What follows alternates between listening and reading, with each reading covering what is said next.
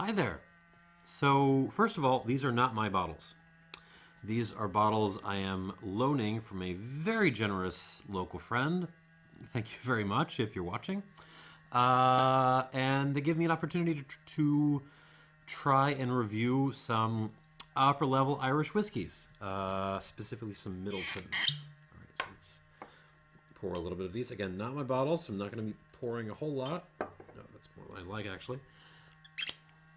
I want to return these in good condition. Okay, so while I let these settle down, I will rehearse some opinions of mine about Irish whiskey that I've already aired on this here channel. So basically, I think Irish whiskey is going to be getting extremely exciting in the next few years. There's dozens of new distilleries out there that are distilling and aging away right now.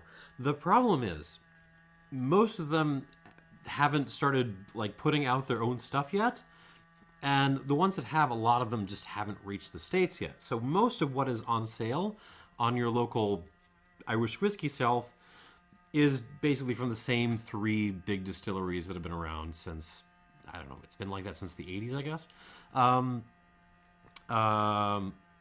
And the other thing is, the stocks of Irish whiskey have been pretty stressed of late, partly because it's become kind of the category of the escape of first resort for bourbon drinkers, I think.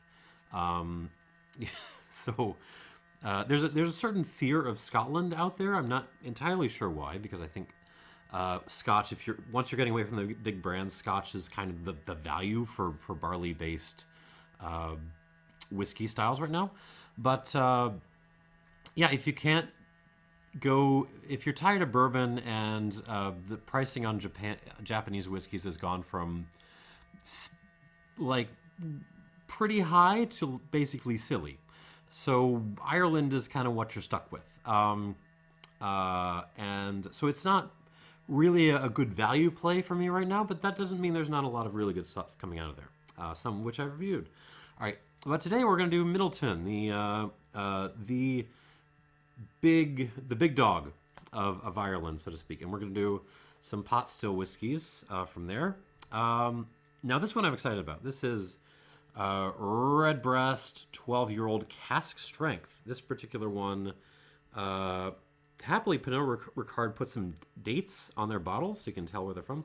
This is dated 21/07/20, so presumably 2020. Now, I have a history with this particular bottling.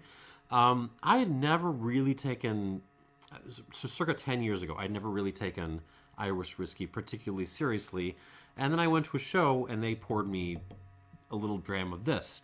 And I was completely blown away. It remained like that early release of Redbreast Cask Strength remains at least my favorite official bottling of Irish whiskey ever that I've ever had.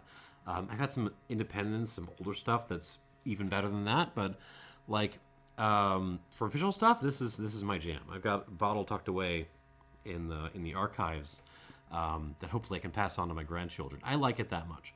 I went through like 3 bottles in 5 years, which is not like me. All right, so that's so I'm darn excited about trying this because I haven't tried it in tried a modern iteration of this. And then there's Blue Spot. Blue Spot is kind of the more expensive version of Green Spot, and I mean it's a whole series from the Mitchell folks, who were all secretly also Pernod Ricard. You start with Green Spot, you go up to Yellow Spot, and then there's this, which is younger than Yellow Spot, but it's bottled at cask strength. Anyway, so what else? So these are the ones. These are things I'm excited about because I feel like if there's value to be found in big brand Irish whiskey right now, it might actually be in the cask strength stuff. So particularly from Midleton, they run a couple of brands, right, of pot still stuff. The ones that I would spend my own money on are the Powers, particularly the John Lane. That's good stuff. Like that's 46%. it tastes like grungy grains and, I don't know, gummy bears. It's terrific. Go, if you're gonna spend your money on one of the sort of basic range of things, go buy that.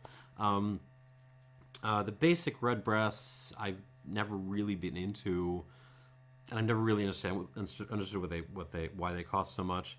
I liked Green Spot. Again, I think it's too expensive, and I've liked Yellow Spot, but I think it's like Yellow Spot is like $100 or so. It's like that's way too expensive for a 12-year-old. Anyways, I'll just buy John Lane if I really want that kind of Irishness in my life. Anyways, let's stop my yapping, and I can't redo the video because I've already poured these, so let's stop my yapping and get some tasting notes on the table. All right, starting off, Redbreast 12-year-old pot still Irish whiskey, cask strength. This is from Midleton and bottled 2020, and at a strength of 57.6%. Now, oh, I should note, they do not say non-chill filtered or natural color on here anyways.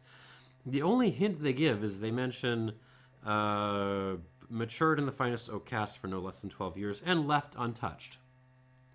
That's pretty vague, but hey, maybe they're not chill filtering this, hopefully. That would be nice, considering like this is still what, 110, 120 bucks? All right, let's get our nose into this. Interesting. So this is, it's more nippy on the nose.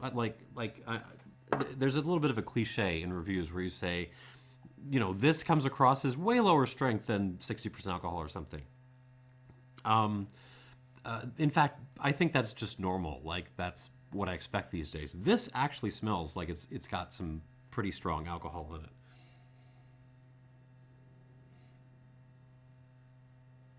It's interesting. Like it's nippy. It's it feels, I don't want to say young for its age. That feels like the wrong way of describing this. Let's put a pin in that and we'll come back to it. In terms of notes, I'm getting like slightly burned oatmeal, banana candy, some butterscotch candy. You know the little butterscotches in the little wrappers? That. Some grassiness, like some freshly mowed grass. Definitely some creme brulee, lots of vanilla. They're not saying what cask these were aged in, but I would say majority American oak, probably ex-bourbon or rejuvenated, you know. There's some lemon rind or like almost a lemon curd thing in there too. And ironically, there is an English breakfast tea note in this. I mean, it's very Irish. There's touches of like cumin and cream soda in here too. It's I can't really quite say that it feels young. It feels but there's a roughness to this. There's certainly rougher than the last time I had it. Yeah, well, anyways, let's get some palate notes on the table. Here we go.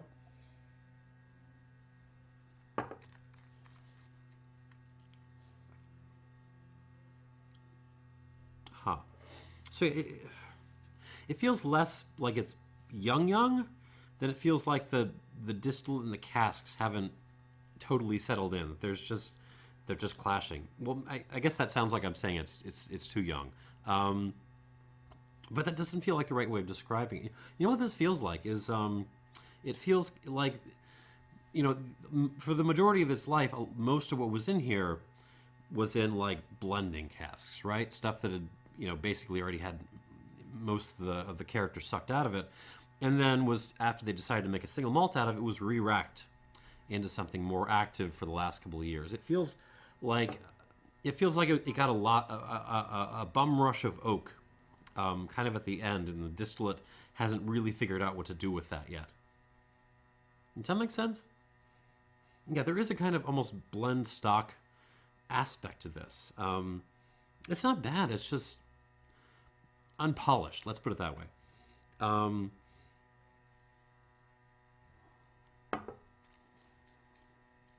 So on the palate, there's a lot of like bourbon-y aspects on this. It feels like somebody added like a shot of Old Forester or something. Beyond that, like cream of wheat, lumpy cream of wheat, burned s'mores, malted milk balls, a lot of pear and apple in this too.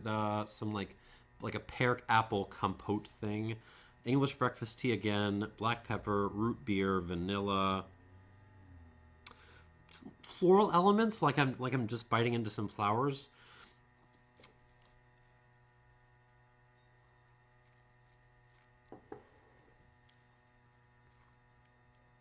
Yeah, it feels very, to put this in wine terms, it feels very like the primary elements and the secondary elements are kind of clashing.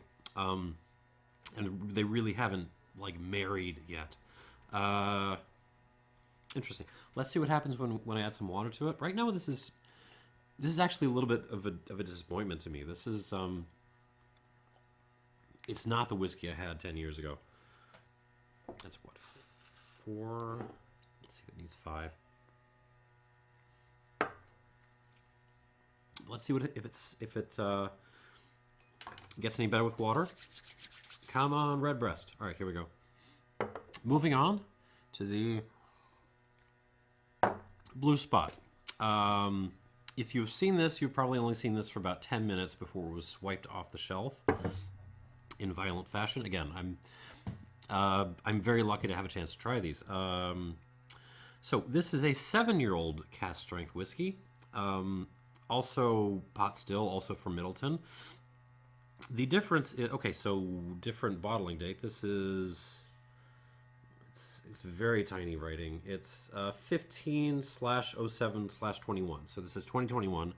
And this was matured in bourbon barrels, sherry butts, and Madeira casks. Madeira is a particularly fun Portuguese, I can't even call it dessert wine. It's too old school to call it dessert. It's a sweet wine, but it's certainly doesn't easily fit the genre of dessert wine, put it that way. And it is non-chill filtered, which is nice. Let's see what we got here. 58.9% alcohol. All right, so in this, definitely the wood is way more in charge. The wood is kind of like tamed the distillate that's underneath this. And that's okay. I mean, it's very modern in style. You can tell like that it's the modern philosophy, just piled on wood on top of wood. But it works. Like this feels, on the nose at least, more integrated than the Redbreast was.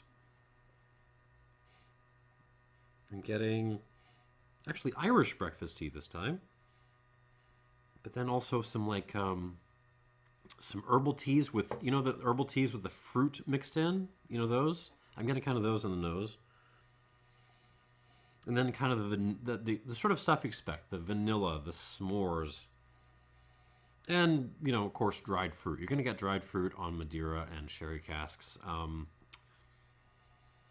Cherry, prunes, dried banana, actually. Some burned cream of wheat on this. A lot of coffee notes, like a nice cortado or something. Touch of freshly cut grass. Actually, the bourbon note is here again. Like that kind of Old Forester note, like you just poured some in. There's just a lot of wood here. Some ginger on this. And like some burned nutshells, like burned walnut shells. I mean, it's very, very, very modern and wood driven, but it kind of works. All right, let's see what's happening on the palate.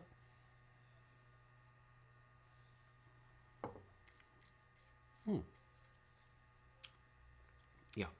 So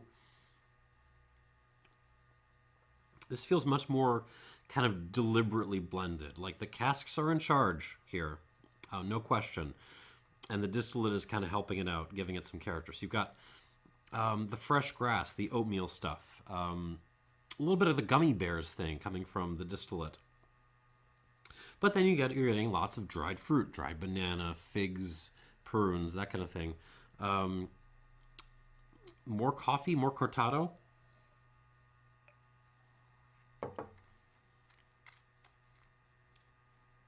Breakfast tea.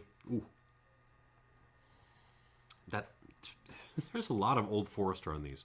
A little bunch of flowers in there, like again, and that gingery thing. I mean, it's, and I don't really know what else to say. It's you kind of, you basically know this profile. It's very delicious, but it's also a little bit anonymous. Like the only thing cluing me in that this is, it's not completely removed from Irish whiskey. I'm still getting those kind of grainy, grassy notes and the hints of tropical fruitiness. But I mean, we're starting with this style as opposed to the Redbreast. We're starting to move in to a territory where this could have come from anywhere, because it's more about the oak and the cask than it is about what's coming off the still. But it works. I'm going to give this a squirt of water, see what happens. Actually, probably more like 4 or 5 squirts. 3, 4.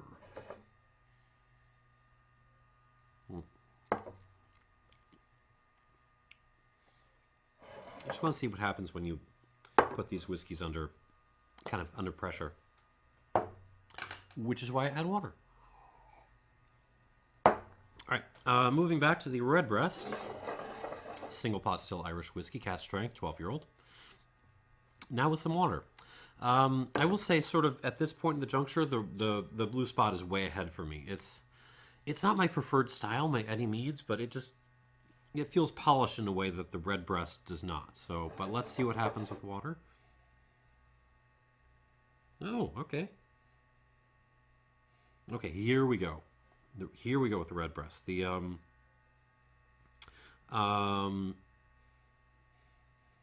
what's happened is the fruit has come out. I really love the sort of aggressively, like wonderfully obnoxiously fruity aspect of Irish whiskey when it goes in that direction, particularly when it gets old. But this is starting to show some of that. We're getting some mango, papaya, a little bit of kiwi. Just piles of like ripe tropical fruit, and then like malted milk balls. But on top of that grainy kind of cream of wheat oatmeal, foundation. This is way, way better than when I tried it neat, at least on the nose. Let's see how the palate does.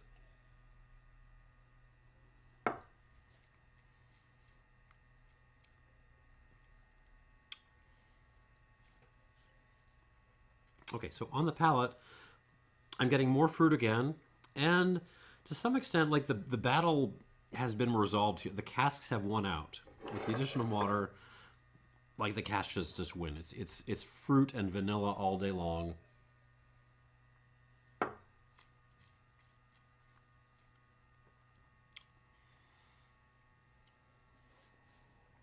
It's delicious. It's quite lovely. This is a hard one to score because usually I'm used to scoring things where they start out, kind of holding it together, and then when I add water, they kind of collapse on me. This is kind of doing the opposite. This started out a little bit awkward and not sure what it was, and then when I added water, it sort of became more coherent.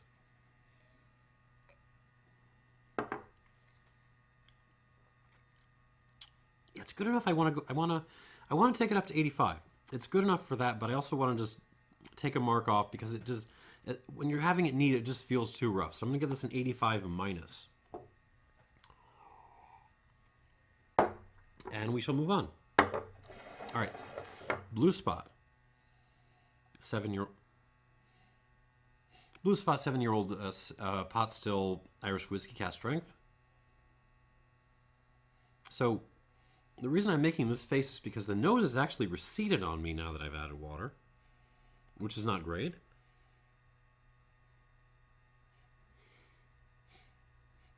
Hello? Okay, so what I'm getting is like kind of, you know, fig pudding and bourbon, but they're around a corner. Like that's what I'm smelling like. There's lots of wood, but it's just very it's kind of, you know, pulled back. I don't know how else to describe it. It's sort of shut down a little bit. So it's we're doing the opposite of the Redbreast to some extent with this. Weird. Okay, let's see what happens with on the palate. Here we go.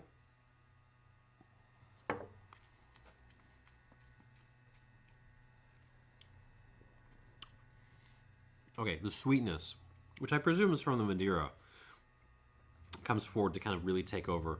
Um,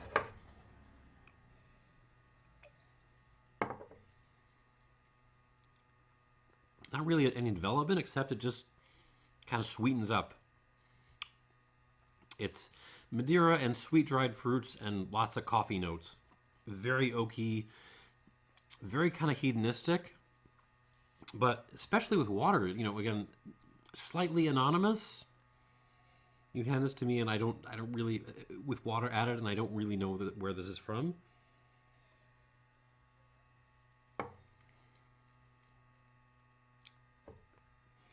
And the nose shutdown is really weird and kind of concerning. I don't want to give this a bad score, but again, I might have to like, you know, give it a minus just because of how it's behaving on the nose. So I'm going to call this an 86. I mean, it's delicious. It's super delicious. It's yummy. But yeah, I mean it shouldn't be doing that on the nose. Maybe it's a fluke. Maybe it's just this tasting session, but yeah, it's something I worry about. 86 minus for the Blue Spot. So perfectly good scores, but are they more expensive than I would like them to be given the scores that they have? Yeah. Are they pushing a style that I feel like is I mean, anyone can do this. Like, if you've got a pot still or something and a bunch of oak lying around, like, you can make whiskeys like these. And if you're trying to make a whiskey that's distinctive of Ireland and of the pot still style, that's a little bit of a problem, I feel like, especially when you're trying to push stuff at these kinds of price points. But certainly not bad. Certainly not bad. I will give these, 85 minus for the Redbreast 12, cask strength, and 86 minus for the Blue Spot 7-year-old. Thank you for watching, and cheers.